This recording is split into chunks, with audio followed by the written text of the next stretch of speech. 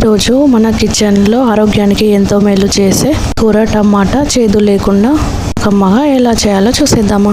కూర చేదుగా ఉంటుందని దీనిలో టమాటా కలిపి వండితే రుచి చాలా బాగుంటుంది. తినని వారు కూడా తింటారు. ప్రాసెస్ చూసేద్దాం. స్టవ్ ఆన్ చేసుకొని ఒక గిన్నె పెట్టుకొని 2 స్పూన్ల ఆయిల్, అందులోనే జీలకర్ర అయితే వేసి జీలకర్ర మంచిగా ఫ్రై అయ్యాక కట్ చేసుకున్న ఆనియన్స్ అయితే వేసి మంచిగా ఫ్రై చేసుకోవాలి.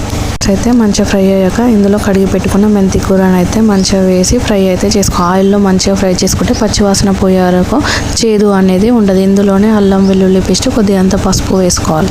మొత్తం అయితే మంచిగా కలిపేసుకొని 2 నిమిషాలు అయితే ఫ్రై చేసుకోవాలి. ఇందులో కట్ చేసుకున్న టమాటో ముక్కలు కూడా వేసి మంచిగా కలిపి పెట్టుకొని ఒక 5 మినిట్స్ అయితే మగ్గించుకోవాలి. ఇలా మగ్గించుకోవడం వల్ల మెంతి కూర చేదు అనేది అస్సలు ఉండదు. ఇందులోనే కారం కొద్దిగంత ఉప్పు అయితే వేసుకొని మంచిగా కలుపుకొని మరో 2 నిమిషాలు అయితే లో ఫ్లేమ్లోనే కుక్ చేసుకోవాలి. ఫైనల్గా దీనిలో కొద్దిగంత ధనియాల పొడి అయితే వేసుకోవాలి. పొడి వేసుకొని కలుపుకోవాలి. కూర చేదు ఉంటుందని తినని వారు కూడా ఇందులో టమాటో కలిపి వండితే ఇష్టంగా తింటారు. ఇంకా ఫైనల్లీ కొత్తిమీర వేసుకొని స్టవ్ అయితే ఆఫ్ చేసుకోవడం. ఎంతో టేస్టీగా ఉండే మెంతికూర టమాటా అయితే రెడీ. చపాతీలోకి సింపుల్ కర్రీ చేయండి. ఎలా వచ్చిందో కామెంట్ చేసి